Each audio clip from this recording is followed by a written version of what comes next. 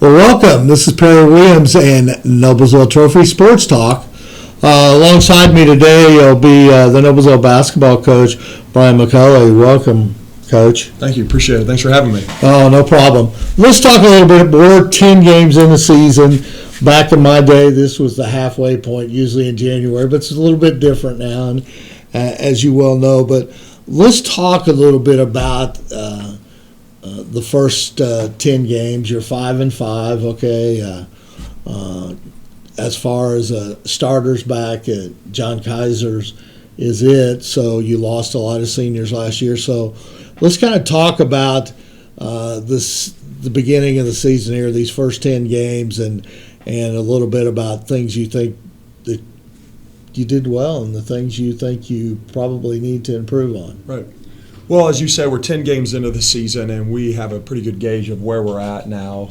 And I was really pleased with our start. I thought we got off to a great start from a season standpoint. Guys had great energy, and we played some good competition, obviously at Carmel or at Fishers, and then at Carmel. Played those two teams fairly tough. And Nolan Ginther that weekend had a broken hand, and at the time we didn't know that. So we were really playing about 4.5 guys on the floor with Nolan in. But he battled. He's very, very tough. Did some really good things against Fishers, and then did what he could against Carmel. So we came out of there, I thought, solid, and then I thought we had a really good win over Anderson on the road. The night before, they had beaten Indianapolis Tech, and Anderson looked solid that night. Tech's a very good team. They've had some nice wins, and we came back against Anderson and beat them. Max Flincham had a tremendous night, got us going offensively that night on the road, and John Kaiser kind of finished for us. McGuire Plummer played well. Grant Bollard really defended well, I felt. Corey Mertens hit some big shots in the second half. Then we came back and beat Hamilton Heights, and I thought we played well on the road there. Yes. Max Flincham again shot it well. John Kaiser struggled a little bit in the first half, but again had a solid second half. Corey Mertens played fairly well. McGuire Plummer was engaged and really had one of his better games, I felt, against Hamilton Heights in this part of the season. So I think at that point we were 4-2, and then we played in one of the best tournaments in the state of Indiana. And I think we're really fortunate to host that tournament. Oh, absolutely. Playing at home. Tony Euler and Mike Hash, our athletic director and assistant athletic director with Tony, do a great job of orchestrating that, organizing it, running it, and they do a good job throughout those 2 days. It's a long 2 days. I definitely believe that. I think they need to be commended on the job that they do, because the one good thing about a true basketball fan, it gives them an opportunity over the holiday break to see some teams we won't see during the season and probably never will see during the season. Okay, I mean, when you bring teams from the areas that we bring, Bloomington comes up, yep. Columbus, in those type areas, Fort Wayne, and yep. we don't really, and it's always been that way. And unless you're a basketball purist, you don't realize that there's a lot of difference in the type of basketball they play up north, Central, and the South. Mm-hmm. Okay, I mean, there is. I mean, it's always been that way. You can look back to the history of basketball in Indiana, high school basketball in Indiana. It's always been that way, yep. So it's really amazing, and so you get to see a little bit different tempo. One of the great things I thought early on in the beginning was what you mentioned about, not only you mentioned about playing Fishers and Carmel, but you played them on the same weekend. So, playing a Friday, Saturday early on like that, normally teams don't do that. I mean, that's early, and that's a good way to get, because it's all comes down to come sectional time. That's right. What it's all about. Right. These are practice games. Exactly. I think the I think the double weekends are really good Yeah. for us.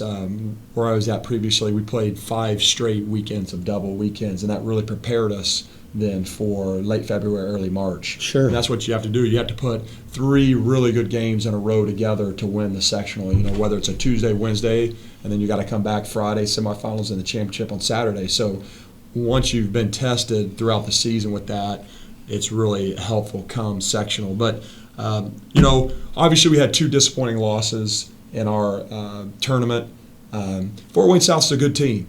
They have lost 2 games with their entire starting lineup. One's against Fort Wayne North, who's a very good team. They have a lot of talent. They've got one freshman who's about 6'9", who's being recruited by, you name it, he's being recruited by them. So Fort Wayne North's a very good team who beat Fort Wayne South. And then Fort Wayne South has lost to, they came back and lost to LN in the championship. And those are their only 2 losses with their full lineup. One of their best players, Boucher, who came back, he had dropped off their team for a couple games leading up to ours, and we knew that. And so we saw previous 2 games without him, and we saw games with him, and we knew he made a difference. He was averaging 24 points going into those games. So, to take him off the team, that's probably about 20 points. He had 18 against us, unfortunately. And we were right there. We had a 3-point lead with 50 seconds to go and didn't defend a baseline out of bounds well enough. And they hit a shot to tie it, and we couldn't score and then get beaten overtime. So that was a disappointing game, particularly when you have a John Kaiser who went off for 41 points and double-digit game. lead. But we learned. They're a solid team. And then we came back the next day, and Columbus East is a solid team. Oh, real solid. They're led by Indiana Senior All-Star candidate Parker Chitty, and then we really didn't play well the first 3 quarters, unfortunately. Right. And then we turned it on in the 4th, got it to double overtime, and then came up short. But I was really proud of how our guys responded against Avon. Came back and we defended much better, had more of a sense of urgency, and our guys were locked in that 3rd game and came back and beat a solid Avon team. And I think we're seeing our kids are playing hard. They are. I mean, that's the one great thing about this team. Even though it lacks experience, and I think you've done a great job, and I think they're aware of that they're going to have to, play up and it's difficult when you have only one starter coming back, and many of the players you got play JV, and that's a big step that some of them had to make here early, very, very quickly. But it is what it is, and you have to move forward with that. But I've been very, very impressed, and of course Kaiser's Kaiser. I mean, we've learned from, and I'm sure you have, the last 2 years, is that John seems to turn it on in the second half a little bit, whether he does or doesn't. I mean, I don't think he plays any different. I just think his shots seem to fall in the second half a little bit better than they do in the first half. And Flincham is a very, very important part of that team. But hitting those 3-pointers, it takes some pressure off of John, because we're seeing a lot of double, triple team on him. I agree. For our team, we are a good team. We're trying to become a great team, and we're not quite there yet. But most teams aren't there yet. They're not where they want to be, and so we're trying to continue to improve defensively, but offensively, we've got to continue to get better. And each guy really has to perform their role well for us to be at our best. And Max Flincham has his role, Corey Mertens has his role, McGuire Plummer has his role, Ryan Ogden, John Kaiser. Each one of those guys has strength that they need to fulfill in order for us to be at our best. Grant Bollards has his job. Hopefully we can get Nolan Ginther back, and that will help Brandon Barthel. So we have some components. We just got to continue to refine them and get a little bit better. And our schedule is going to demand that we do that. Bloomington South, we were down 3 points with 6 minutes to go in the 4th. And then Tucker Blackwell, who's an Indiana All-Star candidate, hits back-to-back threes and kind of gets that separation. And good players have a tendency to do that. John Kaiser's done it for us, and Blackwell unfortunately did it for them Saturday night. But looking ahead, going into Muncie Central, it's going to be another challenging game. They're very talented, very athletic, skilled. It's going to be a challenge. You know, the one thing we talked about here with you mentioned Ryan Ogden, and here's one thing that here's a young man that his senior year here, and he's getting the opportunity to play varsity basketball on a regular basis, and I think he really shows out on the floor his appreciation for getting that opportunity, and I'm sure that you've seen that in Ryan by the hard work that he stuck with it. And, many kids don't these days, but it goes to show you that good old hard work still pays off. And I agree. And I think he's doing an excellent job there. And of course, with Grant Bullard, I always say he's now got his football out of him, because Grant's used to taking off heads out the football field, and sometimes early in a basketball season they sometimes forget that, as you well know, that they go after it. So I think and one thing about it is this first round here, we got to keep in mind that we're in the Hoosier Crossroad Conference, and we played Fishers and Westfield, and we're 1-1 now. So that's an important, because I'm sure that's one of your goals is to finish high or to win the Hoosier Crossroad Conference. It is. You've got your regular season, you've got your conference season, and we have our Christmas tournament, and then you've got the postseason. So those are kind of seasons within the season and tournaments within the season and kind of gauges. So the HCC is one of the toughest conferences in the state of Indiana, and it's challenging. We dropped one at Fishers. We're right there. But and Fishers went undefeated last year in the HCC. We're able to get Westfield at home, so now we're going to crank it back up here in January and February and face a challenging schedule. So we're back on the road a week from Friday at Zionsville, and Zionsville is one of the better teams in the state. The one thing about it you always look at, too, is with our conference, you also get to see all those guys in sectional time again. So lucky us. Yeah, lucky us that we get to play in such a good conference and everything. Well, let's take a break here, and we'll be right back, and we'll talk a little bit again here with Coach McCauley with what we got coming up. Let's talk about the future of 2016 season. Sure. All right.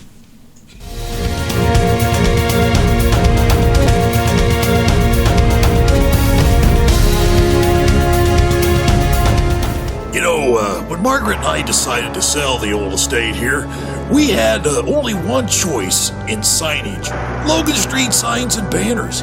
Conveniently not located on Logan Street anymore, but rather located on 10th Street on the south side of Noblesville. Well, we sold the old beauty, and we were able to buy this wonderful estate. And we had so much money left over, I was able to buy this beautiful 1968 Eldorado Cadillac for Margaret. Only 472,000 miles. Margaret loves it because it's got those big seats and that heavy-duty suspension to support her svelte frame. Next time you're looking for signs or banners, call old Jim at Logan Street Signs and Banners, 773-7200. Conveniently not located on Logan Street anymore. Everyone knows it's easy to find first-run movies in the big theaters.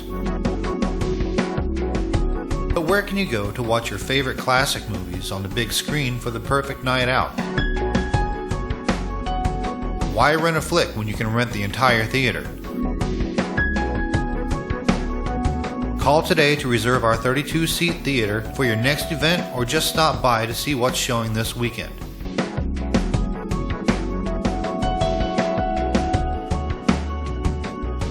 The 14 by 7 foot screen and the high quality digital surround sound system offers all the amenities you would expect from the big theaters, with a laid back atmosphere and comfortable seating of your own home. Wofford Theater at 1744 South 10th Street in Noblesville gives you the classic movies you want with a big theater experience.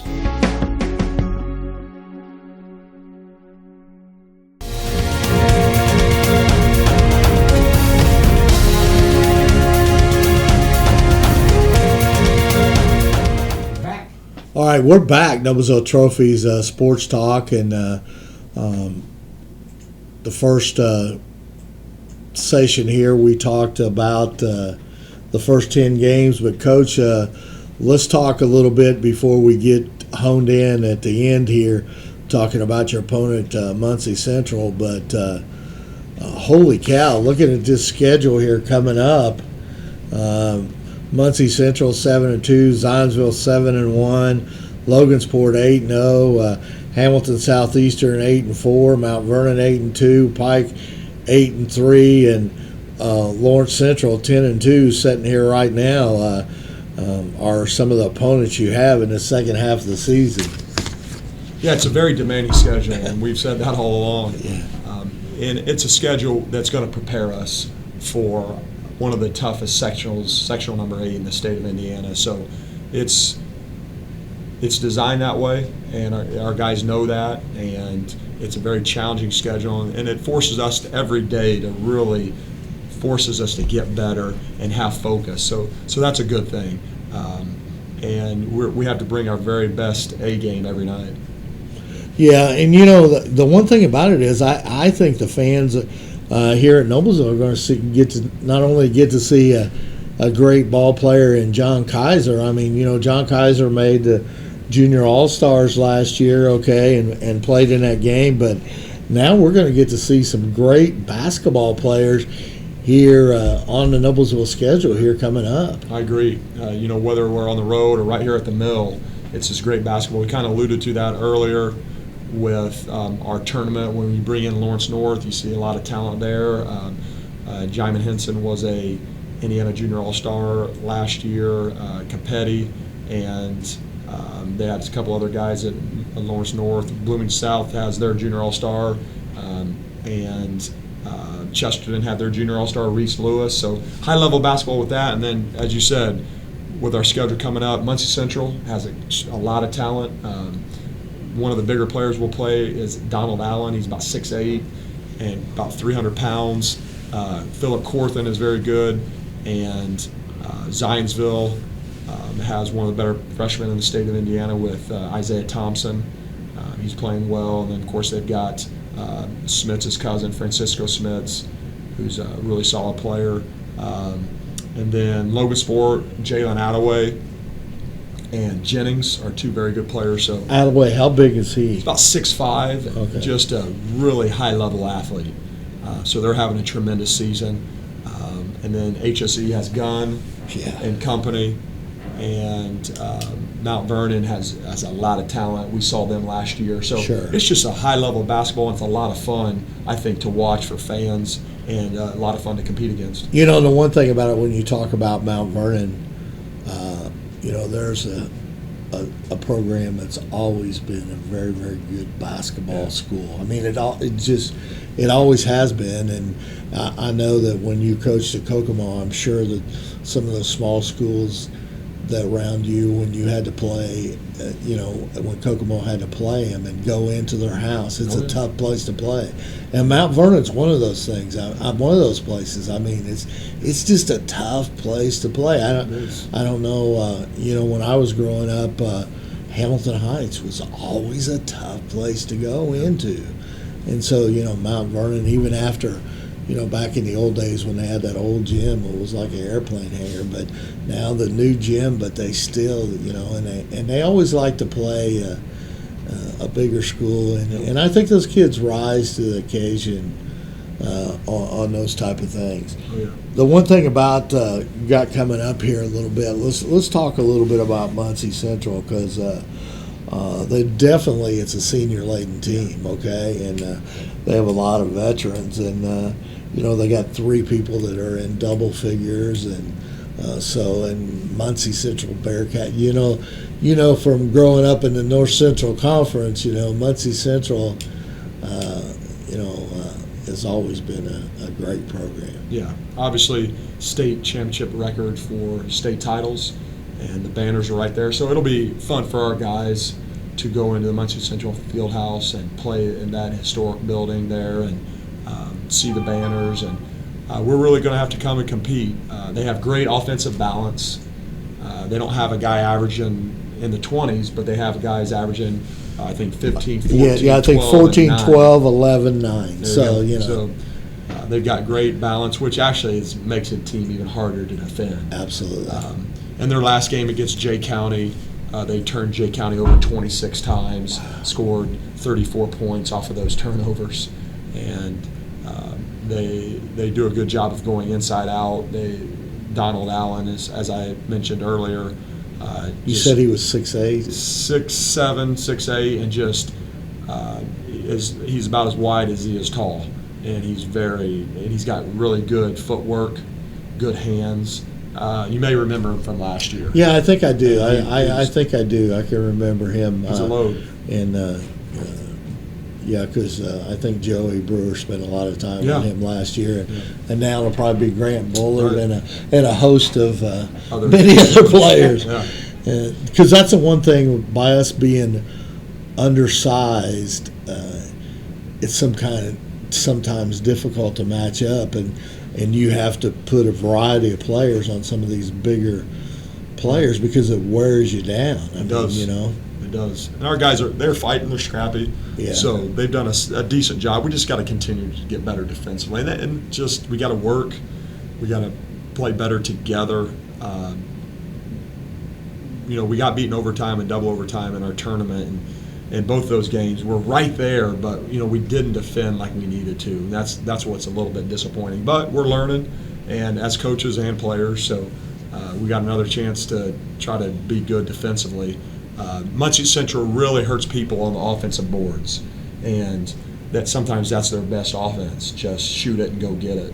So that's going to be a big challenge for us. So we're going to have to block out very well. It's going to be huge. It's going to be huge. If we can compete on the boards and we can take care of the basketball, we're going to have a chance to win.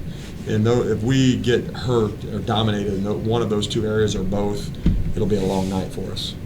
And I think it's obvious in last year and of course this year that you always want to come down for that chance to win at the end. Going in that fourth quarter, and so far pretty well this season we've done that. Yeah. And we've just had some lapses in time, and that happens to every team. I mean, and that's why you play the schedule that you do play, but. It'll be kind of interesting. So we need to, as fans, we need to watch how good we handle the boards this game coming up and protect the ball and play good defense. Which, I guess you need to do that all the time. Right. And there's some games where you can maybe get away with it a little bit because the other team isn't. They're not as high pressure. For example. Bloomington South really didn't pressure us that much. We had 9 turnovers in that game. Did a solid job of taking care of the ball, but it wasn't a full-court game. Hamilton Heights was a half-court game. Muncie Central were full-court presses from the tip, I anticipate. So that's going to be a big challenge. Fort Wayne South was a high-tempo game. I think we had 15 turnovers there, so a few too many. But what do you try when you go into a game? What do you try to, as far as set your goals, as far as turnovers and things like that, and what you think you have to shoot? Is there a magic number you try to? Yeah, we have some game goals that we feel is the formula to win. So one of those game goals is we need to have 9 or less turnovers. And if we do that, we're valuing the ball, we're maximizing our offensive possessions, and we're limiting our opponent's ability to score off of our turnovers. So 9 is the goal that we shoot for. 9 turnovers, and then from a rebounding standpoint, it's a little high, but we want to out-rebound our opponent by 5. So if they have 15, we want 20 rebounds. And so sometimes that's challenging. If we can be even or maybe a few ahead, that helps us, but 5 is a good number. Free throw-wise, we want to make 5 more free throws than our opponent. So, we want to defend without fouling, keep them off the free throw line, but if they make 7, we want to make 12. And that's a good indication of us. We're attacking the basket. We're getting the ball inside. We're not settling for jump shots on offense. Because I think poor teams settle offensively. And we haven't really done that. There's a couple possessions we have, but we continue to emphasize that. And then defensively, we want to hold our opponent to 42% field goal percentage or less. And that's hard. That's challenging. Oh, yeah. And we got away from that against Fort Wayne South and Columbus East, and that's what was disappointing. And yet we were still right there, 2 overtime losses. So that's what was a little bit aggravating. And then our final goal is we want 11 or more assists. And, we've kind of, throughout the years, we've kind of figured 11 is where we're at. A lot of times we may score well, but some of it might be individual play. And if we can move the basketball and get good ball movement and get 11 assists, that has a tendency, our offense is flowing well. So those are kind of our game goals. I know that, and Craig and I talked about this on the show the other day, especially the game that I know this is an important part of your game. It's not a stat that kids get a lot of credit for, but the 2 charges that Bullard took in the ball game, I guess it was in that first game. Those kind of things are huge. And I actually thought that he had a third one, and I think the refs thought, surely this kid can't get through. I mean, it was that close. Oh, yeah. That he called it a blocking foul rather than taking a charge. But those kind of things are important. Plus, those guys dive into the floor, because there was examples of Nick Mills diving to the floor down along the baseline and flips the ball over to Bullard, and then Bullard gets it into Kaiser, and we score a basket. And we're probably going to lose the ball had Nick not gone to the floor on that. And those are kind of things that are really important to a coach that, sometimes I know you give credit to them because you can tell by the way they act when the kids take a charge and they get it to go their way, that they're pretty excited. So I'm sure that that's something that you emphasize and practice all the time. It is, and I'm really proud of those guys. Nick Mills has been a huge spark plug for us off the bench, yes. And he earned some starting time, so that was great. But he takes a lot of pride in his energy and his toughness, and as all of our guys do. Grant Buller's done a great job. I think he's taken 9 charges on the season in 10 games, so he's averaging almost 1 charge per game, which is phenomenal for us. We need to continue to do that. And we got guys diving and getting deflections. Ogden's been really good with that. So they take a lot of pride in that. We emphasize that every practice, every game, and they're being rewarded for that. And that's good. I mean, we always, when people like myself open up the paper or after the game, we always want to know who got the most points or the most rebounds. But sometimes we forget about those important things that were a big part of our ball game. And I want to make a comment about that. And I know it's important to you because you can tell the kids when they take a charge, they always look over to you. Yeah. So it's kind of easy for us to set up there where we sit and watch the facial expressions of everybody in different things in different situations. So that's what's really great. I really love, just kind of to add to that, I really love our team's chemistry. They've got great energy. They're high character young men, which gives us a chance, I think, to be successful throughout the season. When we talk about character, we're talking about things like hard work and energy and unselfishness and caring. Those are all things that those guys have, all performance skills and moral skills that they have. And we're going to try to work on those as well, but it's really shown. Our bench energy and effort has been outstanding. They've been locked in, and hopefully we can just keep doing that. As the season goes on, you kind of get into the dog days of January and early February, and it's challenging for everybody. But hopefully we can continue to just get a little bit better and stay positive. And regardless of what the scoreboard says, obviously we're trying to win every game. Sure. But regardless of what the scoreboard says, we could win and actually take steps back. And we could come up short on the scoreboard and actually get better. So, the scoreboard's fun. It is important. Fans look at it, players look at it, coaches look at it, but it's not really the end all be all. and it's more the process that matters, and that's what we're trying to emphasize and get after, and that's why this process of playing Muncie Central, and then as we talked a little bit about some of those teams, but we didn't even mention Pike and Lawrence Central.